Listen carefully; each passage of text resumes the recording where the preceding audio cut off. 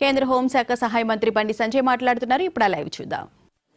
మీరు కాంట్రాక్టర్తో జరిగిన ఒప్పందాన్ని విరమించి క్యాన్సిల్ చేసి కాంట్రాక్టర్ ఒప్పించే దమ్ము మీకున్నా మీరు చేయండి. అంతెందుకన్నా నిన్న కోమటిరెడ్డి వెంకట గారితో మాట్లాడినప్పుడు నితిన్ గడ్కరీ గారిని ఒప్పించి నేనే, వెంకటరెడ్డి గారే సాక్ష్యం.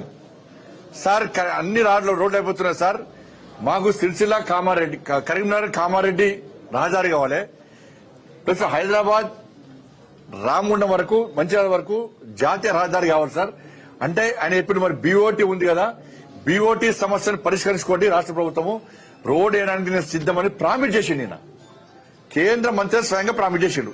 ఇప్పుడు చెప్పాలి, లేఖలు రాసిన వ్యక్తులు ఇప్పుడు చెప్పాలి.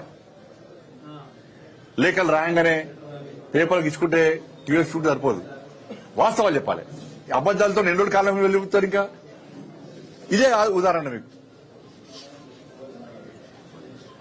కాబట్టి గిన్ని అబద్దాలు చెప్పి ఢిల్లీ కలిసి అబద్దాలు చెప్తారు. కాబట్టి దయచేసి ఇవాళ ప్రజలు, తెలంగాణ ప్రజలు టెన్షన్ వాతావరణంలో ఉన్నారు. ఇవాళ ఈ రోజు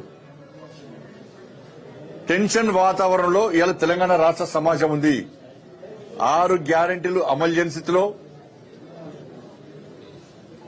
అప్పులు పుడతలేవని చెప్పి రాష్ట్ర ముఖ్యమంత్రి గారు చెప్పడం, ఇలా మా బతుకులేంది, మా భవిష్యత్తు ఏంది అని చెప్పి తెలంగాణ ప్రజలు గుండె మీద చేసుకుని కాంగ్రెస్ పార్టీకి ఓట్లేసిన పాపానికి ఆత్మ విమర్శ చేసుకునే పరిస్థితి తెలంగాణ రాష్ట్రంలో వచ్చింది.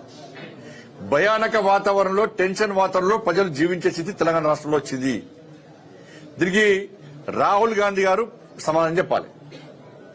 నేను చెప్తున్నా, ఈ వట్టే పోదు. ఇది ముఖ్యమంత్రి గారి వ్యాఖ్యలు వట్టే ఇలా తెలంగాణ సమాజం ప్రశ్నిస్తుంది. కాంగ్రెస్ పార్టీ శాసనసభ్యులు కూడా దీనికి స్పందించాల్సిన అవసరం ఉంది. మంత్రులు స్పందించాలని కోరుతా ఉన్నాను. థ్యాంక్ యూ అన్న.